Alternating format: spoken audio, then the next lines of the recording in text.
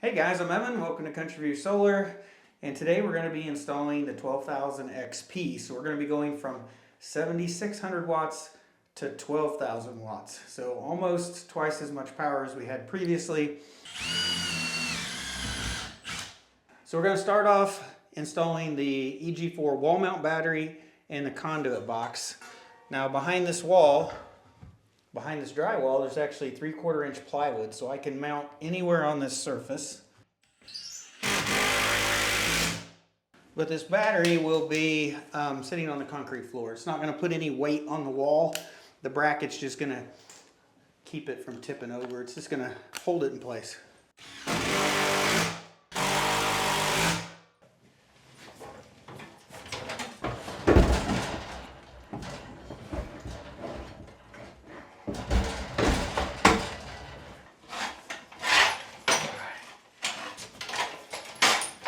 So to get the conduits in between here, I'm going to have to take this conduit box loose. I'm going to have to slide it back, put the conduits in, and then slide it over the conduits. So once I get this all put together, it'll be pretty difficult to add more conduit later. So I need to try to fit in as many as I can.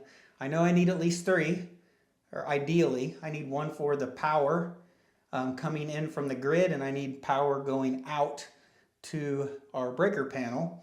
And then I also need another conduit for the solar panel wiring. And that one needs to be metal, because all your solar panel wiring needs to be inside of a metal raceway until it hits its first disconnect, which is in the inverter.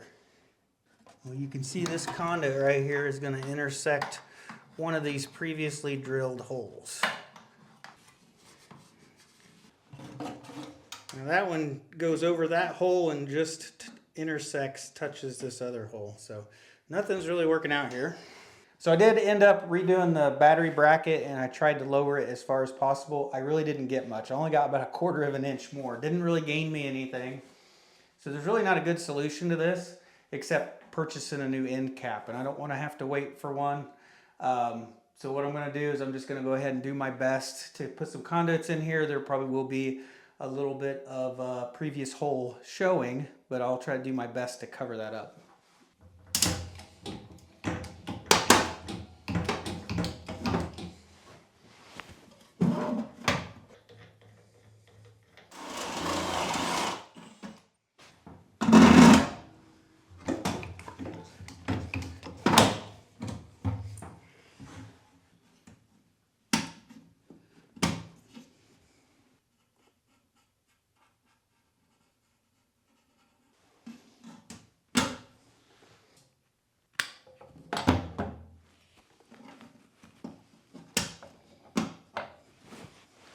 Well, that's probably not kosher, but it'll work. It'll cover that hole up, keep the mice out.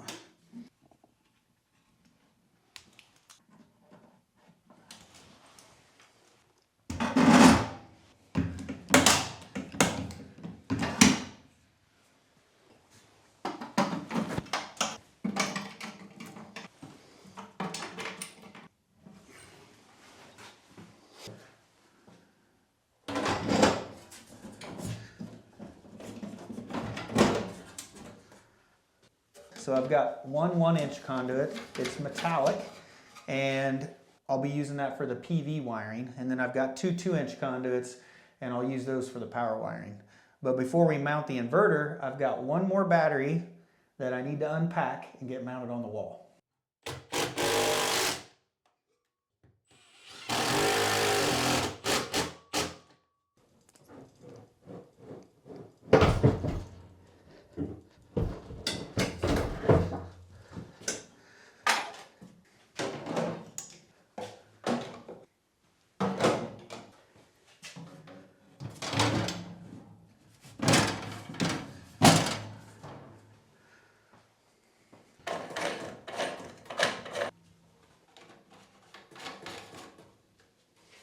All right, I got both batteries, both conduit boxes mounted. Same number of conduits in between, two 2-inches, one 1-inch. I think that'll be good.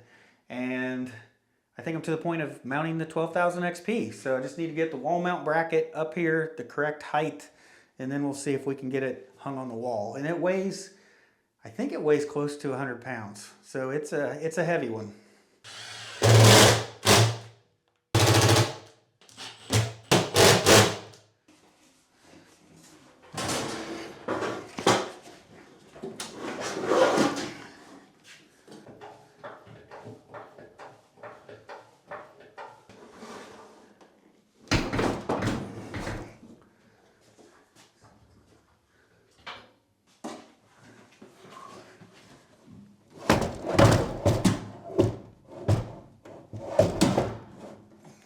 go.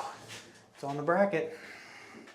Now I'm going to go ahead and hook up my battery cables, and they got these little quick connects on them for the battery. These come with the battery, and they snap down. And then our wire comes up to the battery terminals. We've got 2 negative terminals, 2 positive terminals.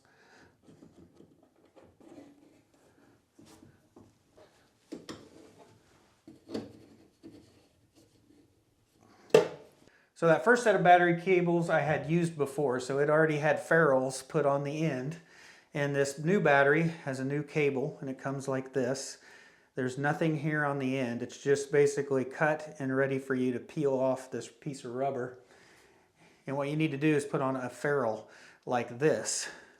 And the reason you're doing that is because this wire is super fine stranded. This wire is pretty much finer than hair. Now this is nickel coated, but you can tell when you look at the end of it, it's copper. Copper coated in nickel. I think a lot of people see that silver and they're afraid this is aluminum. It's not. So luckily with one of these types of ferrules, it's kind of got a bell shape to it, so it'll help feed in all of those stranded cables. So you just got to be real careful to get all the little strands inside. And then you should be able to work this down in there. And then these are really tight. They will fit over the rubber, but you got to kind of work at it. All right, I got my ferrule on, and you can see it's right to the end of the wire. Now the reason you do this is because we're tightening that down. It's got like an Allen screw that twists into that. So as that twisting action of tightening it down, it'll actually break off these little strands. And that's why we are protecting it, so that we can keep the integrity of the cable size. Now this should... Oh, it's not going to reach. It's not going to reach. So after all that explaining, this cable is not going to end up doing exactly what I want it to do. What I would have to do is put an end like this on here so I can connect it over to the bus bar on this side. I had to go through all the boxes that I had, but I did buy a parallel kit. So I should be able to put a cable between positive and negative here, over to positive and negative on this battery, but I still need 2 cables to feed this inverter for the amount of amperage we're going to use. So I'll end up adding 1 more set in here going up to those battery terminals. So I'll take my negative battery cable, feed it through, I'll connect it on this side, and I'll connect it on this side. Let's see if I get the positive in the same conduit. And I can. There we go. Now I'll take that battery cable I just put the ferrule on, and we'll feed it up through. All right, that's connected.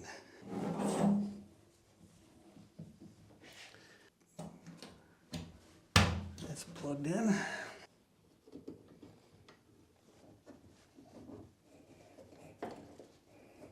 All right, I've got all the battery cables installed, and the only thing left to do is to tighten up these connections with a torque wrench. Go ahead and plug in my battery communication. Well, I know you can't see what I'm doing, but I'm plugging it into the CAN bus port. Then I got to put another Ethernet cable between the battery comm on this battery and the battery comm in this one. Now after the communication cables, the only thing left to do is to ground the battery. So I'm just going to run a ground wire from the ground terminal here on each battery up to the ground bar in the inverter. And I'm just going to put green electrical tape on these wires to identify them as ground.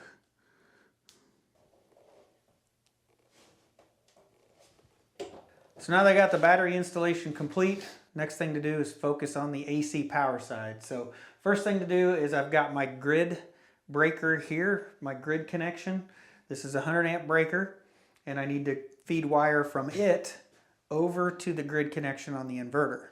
The next thing after that is I need to take the output, which is the load breaker, and I need to run wire from it over to my transfer switch, which in turn feeds my critical loads panel.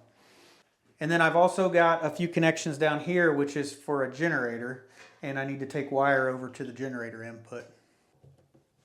So the manual suggests that you run 3-gauge copper wire, so that's what I'm running.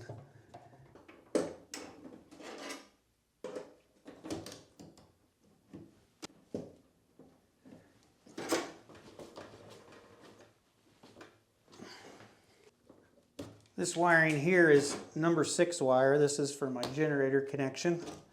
I got a 50 amp inlet. It's just a manual generator, and I'm going to see if I can get it to work with the 12,000 XP. So I'm down to my final terminations here in the 12,000 XP, and the wires I'm working on right now, this is the solar panel wiring, and I've got 4 solar panel arrays I'm hooking to this, and 2 arrays are identical, same panels, same number of panels, and then the other 2 arrays are identical. So what I can do is this is actually made to parallel 2 arrays into one charge controller. So I'm going to put 2 arrays on one and then 2 arrays on the other. And I am putting ferrules on these wires. I believe it suggests you do this in the manual.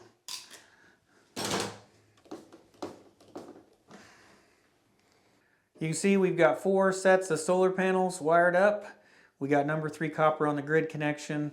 We got number 6 copper going to our 50 amp generator hookup connected to the gen port on here.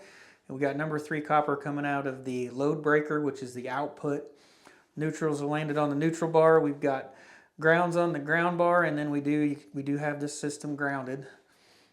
So you see we got our parallel battery cables, we've got our battery communication cable, and then this blue cable right here, this is our rapid shutdown. This goes to the e-stop on the front of the building. So the one thing that the 12,000 XP does not have installed in it is a rapid shutdown transmitter. And I've got roof mounted panels, I've got rapid shutdown modules, so I need one for my solar to work. So I'm going to install this. This is a rapid shutdown module from AP Smart. And I've had this one for a long time. I just use it for testing, but I'm going to go ahead and put it in here. So you have to power this up with 12 volts DC, and there is 12 volts DC on this green terminal block. So I'm going to wire up these 2 wires to the 12 volts. And then on the output side, you've got these like coils. It's like and this induces a signal onto the solar panel wiring so it can kind of send that signal up to the rapid shutdown modules. So the way this works is you run all your negative wires from your solar panel, you just run them through this coil. Just one side of the solar panel, normally you use the negative wire, and that'll induce that signal on there, and that'll basically tell the solar panels that they can turn on and work. So I just unhooked all my negative wires, run them through this coil. I just have to wire them back up where they were. So these very left 2 terminals are your negative and your positive 12 volts. These are those push-in style connections. There we go. And that's all there really is to installing a rapid shutdown module. The 12 volt signal that's there on that terminal strip, it turns on and off with the inverter and with the e-stop. So anytime the emergency stop is hit, that 12 volt signal turns off, and then thus the signal to the solar panels turn off and they become safe. But I think that wraps up everything that we need to wire in the 12,000 XP, so we can go ahead and start powering everything up.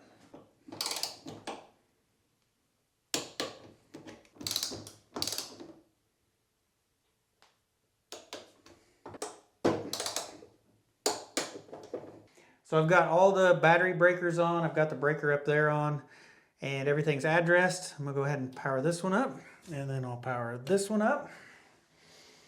Now I just gotta turn on this power switch here, and it should boot up. Yep, coming up. I guess I can officially peel off this plastic now. So go ahead and turn the grid power on. I can see the rapid shutdown transmitters turned on, so I'm gonna go ahead and turn on the disconnect for the solar panels. Probably won't really get much because it's cloudy and the sun's almost down. So now I want to get the inverter charging the new battery. It's only 55%. I want to get these both up to 100% and matching. So it's the next morning now. I've got everything all buttoned up here, and the batteries are 100% charged and everything's ready. So I think let's go ahead and turn on the output.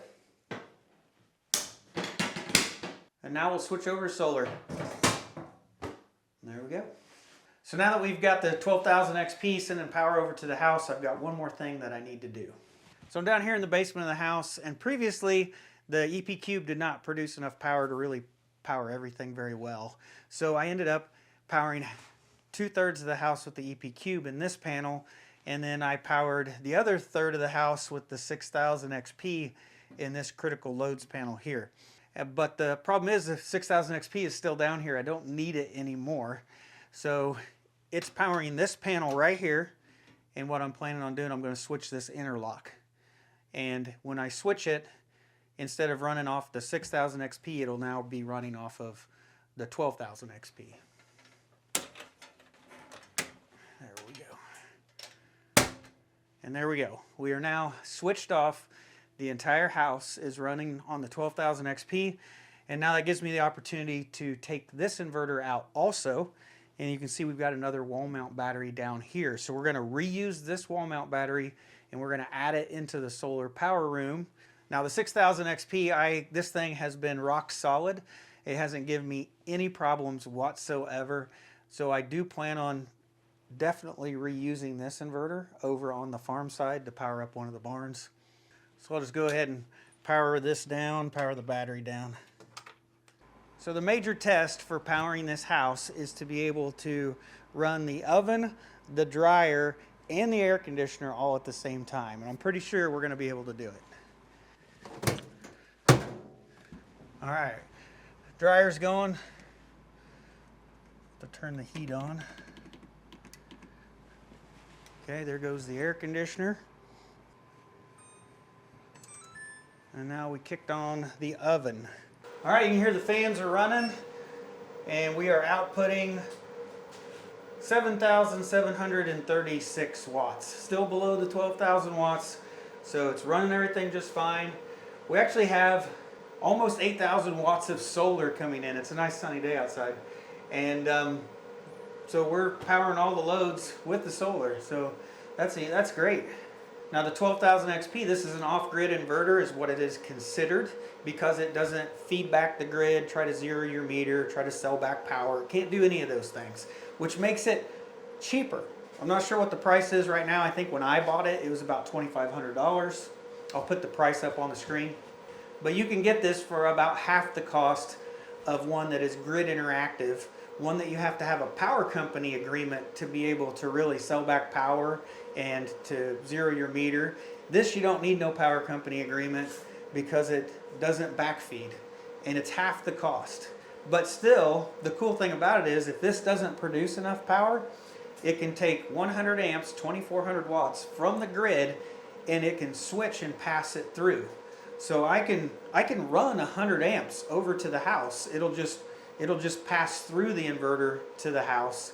Anytime it's below 50 or below, then the inverter will power the loads. It'll switch either 50 amps and less, the inverter, 100 amp, or 50 amps to 100 amps, it'll switch to the grid. So it still gives you additional power if you need it, and it's just a cheaper option for people. And honestly, I don't know why people don't go more this route. There's two downfalls, I guess, at least one downfall. One is this is not a sealed system. It has to be mounted indoors. So you've got cooling fans that go through it, and when it's not sealed like that to keep the dust out, this only has a 5-year warranty, as in the sealed inverters that cost twice as much, you get a 10-year warranty with. And of course the other downside is it's not grid interactive, so it can't load share. It's either the inverter or it's the grid. It's one or the other. It can't be both at the same time, as in with the grid tied ones. You know, they can share a load, they can sell back, they can take all the load. They're very flexible. But for me and my setup, I think this is great to have enough power to power my house, and then I've got the 12K PV that is grid interactive, and I can have that one manage my electric meter and try to zero my electric bill. So I have the best of both worlds, I guess you could say. Well, I guess this is the second video in upgrading the solar power room. The next one will probably be installing the solar junction box back underneath this wiring trough and adding the lightning protection. And then the video after that, we're going to add more batteries. So I've got space for 2 more wall mount batteries on this side. If you guys are looking for solar and going off grid, if you don't want all the complicated grid tied power company agreement stuff, I would highly suggest looking at the 12,000 XP or the 6,000 XP if that's all you need, if you just want to be able to power a small number of loads. But I think that's going to be it for this video, guys. So thanks for watching, and I'll see you in the next one.